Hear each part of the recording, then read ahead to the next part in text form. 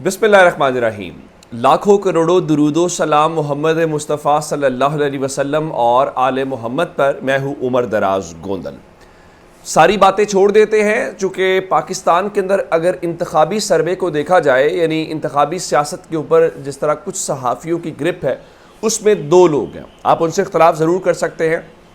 ایک حبیب اکرم صاحب ہیں، ان کا سروے گراؤنڈ کے اوپر جس طرح سے وہ رپورٹ کرتے ہیں، اور ماضی میں 2018 کے الیکشن کی پیش گوئیاں، 17 جولائی یا باقی آپ نے دیکھا ہو، ایکوریٹ جو وہ سروے دیتے ہیں۔ اسی طرح سے سہیل وڑائچ جو ہیں، آپ اختلاف بالکل ان سے ہو سکتا ہے ان کے کسی اپروچ سے کہ وہ کس کو کیا کر رہے ہیں، لیکن پاکستان کی انتخابی سیاست، برادریاں، ووٹر کا رجحان، گراؤنڈ کے اوپر کیا کچھ ہے، وہ سہیل وڑائچ بہت اچھے سے جانتے ہیں۔ یہ دونوں صحافی ہیں جن کو چونکہ میں نے کلوز سے دیکھا ہے، اور تو اس لیے ذرا میں ان کی وہ بات کر سکتا ہوں۔ اب چلتے ہیں اس طرف کہ اب عمران خان کا کیا تعلق ہے۔ عمران خان جو ہے رائٹ نو تو ویسے وہ اسلام آباد آج گئے ہوئے ہیں، اور انسداد دہشت گردی عدالت میں بھی وہ پیش ہوئے، اور وہاں پہ ان کی 26 جولائی تک جو ہے وہ ضمانت ہو گئی ہے۔ اور اب اس حوالے سے دہشت گردی کے 3 مقدمات، جس کے بعد انہوں نے دیگر کیسز کے اندر پیش ہونا ہے، اور اسلام آباد ہائی کورٹ میں بھی ان کا توشہ خانہ کے خلاف جو کیس ہے وہ چل رہا ہے، جہاں پہ خواجہ حارث جو ہے وہ دلائل دے رہے ہیں۔ اور انہوں نے اس وقت بھی کہا کہ عدالت نے جو سوال رکھے تھے لوور کورٹ کے سامنے، ان سوالوں کے جوابات جو ہیں وہ جناب علی وہ نہیں دیے گئے۔ اب دیکھنا یہ ہے کہ وہاں سے کیا فیصلہ آتا ہے، لیکن عمران خان کے مجموعی طور پہ بتایا گیا ہے کہ 9 مئی متعلقہ مقدمات پر جج پر اعتراض سمیت درخواستوں پر ہائی کورٹ میں سماعت، ATC میں 3، القاضی ٹرسٹ توشہ خانہ نیب کیس میں ضمانت 9 مئی۔ اس طرح کے مختلف کیسز ہیں جس میں عمران خان آج پیش ہوں گے، لیکن اصل خبر کیا؟ اصل خبر ہے عمران خان کی وفاقی حکومت کا شور۔ دو چیزیں ہیں۔ رات کو جو سہیل وڑائچ صاحب ہیں وہ بیٹھے ہوئے تھے وسیم بادامی کے شو ARY کے اندر، انہوں نے کہا کہ اگر فری اینڈ فیئر الیکشن ہوا، یہ امپورٹنٹ بات ہے، اگر صاف شفاف الیکشن ہوا تو PTI وفاقی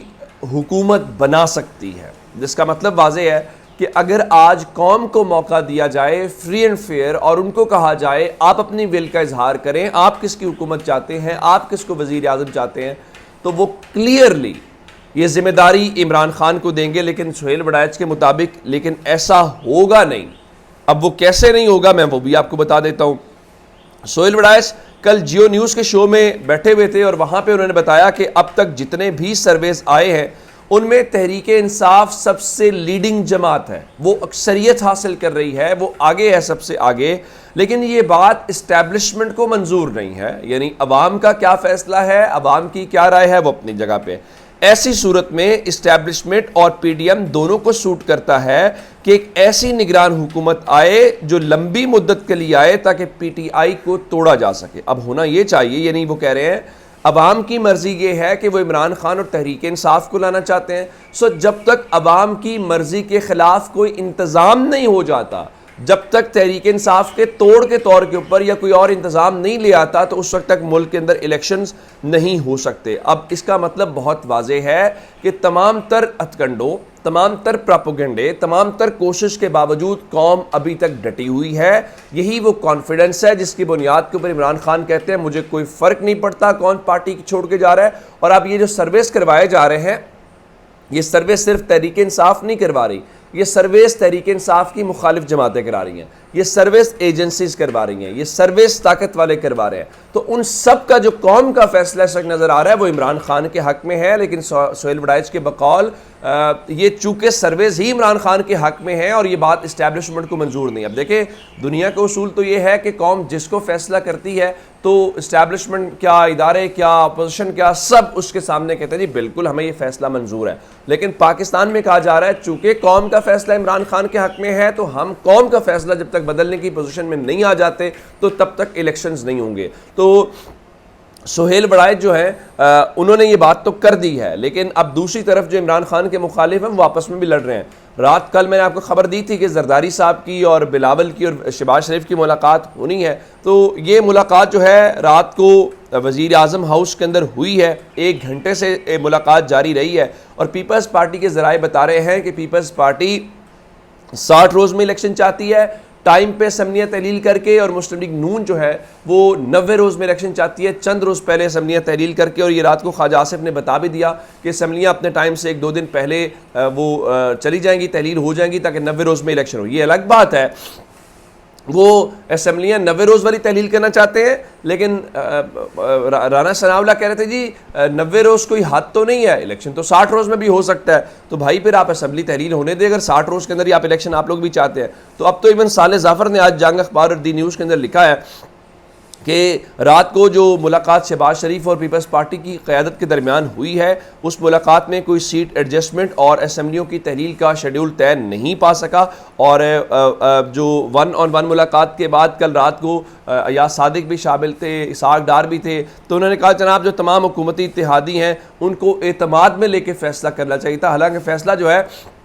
وہ آپ لوگوں نے دبئی کر لیا۔ اس کے بعد اب شہباز شریف نے آج ایم کیو ایم والوں کو بلا لیا ہے، تو وزیر اعظم ہاؤس سے پتہ چلا ہے کہ آج ایم کیو ایم کی ملاقات جو ہے وہ شہباز شریف کے ساتھ طے پا گئی ہے۔ تو اب دیکھنا یہ ہے کہ اس ملاقات کے اندر کیا ہوتا ہے۔ تو ظاہراً حکومت یہ کہہ رہی ہے کہ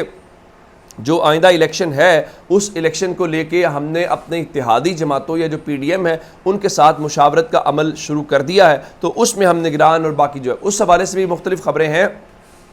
کہ نون لیگ کسی سیاستدان کو وزیر اعظم لگانا چاہتی ہے، لیکن پیپلز پارٹی اس حق میں نہیں ہے۔ تو اب دیکھنا ہے کہ کون اس طرف جاتا ہے۔ دوسری طرف مسلم لیگ نون کی ساری باتیں ہم سنتے آ رہے ہیں کہ جی وہ ہم نے اس لیول کے اوپر تیاریوں کا آغاز کر دیا ہے، ہم نے اس لیول کے اوپر کر دیا، لیکن تاریخ کوئی نہیں بتاتا کہ نواز شریف واپس کیوں نہیں آ رہے۔ خواجہ آصف نے ایک ہلکا سا ہنٹ دیا ہے، ان کے مطابق نواز شریف جو ہے وہ 15 ستمبر کے بعد واپس آئیں گے۔ تو ان سے پوچھا گیا ہے جی آپ 15 ستمبر کے بعد واپس کیوں آئیں گے، تو انہوں نے کہا جی وہ جو عدالت کا گڈ ٹو سی یو والا رویہ ہے وہ اس کے اوپر خدشات ہے۔ یعنی ان کے کہنے کا مطلب یہ ہے کہ جو موجودہ چیف جسٹس عمر عطا بندیال ہیں ان کے ہوتے ہوئے ہمیں خطرہ ہے، تو اس لیے ان کے ہوتے ہوئے وہ نہیں آئیں گے، لیکن ساتھ اس کا مطلب یہ بھی ہے کہ جسٹس قاضی فائز عیسیٰ آ جائیں گے تو ہمیں کوئی خطرہ نہیں ہے۔ تو جسٹس قاضی فائز عیسیٰ جب چیف جسٹس کے منصب کے اوپر آ جائیں گے تو نواز شریف بھی ملک میں واپس آ جائیں گے۔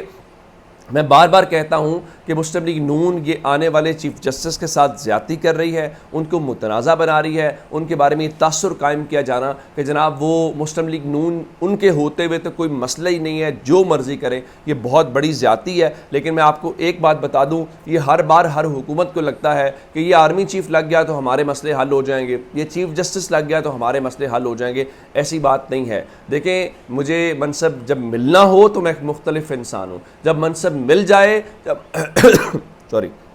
جب مجھے یہ پتا ہو کہ یہ اختیار میرے پاس ہے اور میں اس اختیار کو استعمال کر سکتا ہوں، تو اس کے بعد صورتحال بالکل مختلف ہو سکتی ہے۔ اور وہ یکسر تبدیلی مسلم لیگ نون کو ہر بار فیس کرنی پڑی، لیکن مسلم لیگ نون نے قسم کھائی ہوئی ہے کہ اس نے کبھی سیکھنا نہیں ہے۔ اب ذرا اندازہ اس بات سے لگا لیجئے،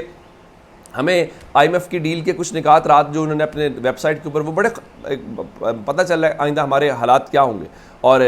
قرض ملا ہے تو قرض کا پھر جشن بھی بھرپور ہونا چاہیے۔ عام لوگوں کی آپ پنجاب میں ملازمین شور کر رہے ہیں، ان کی رننگ بیسک کا ایشو ہے، ان کی پینشن کا ایشو ہے۔ ذرا اندازہ لگائیے سینٹ ملازمین کے لیے 1 ارب 3 کروڑ روپے کے الاؤنس جو ہے وہ جمع وہ منظور کر لیے گئے ہیں، اور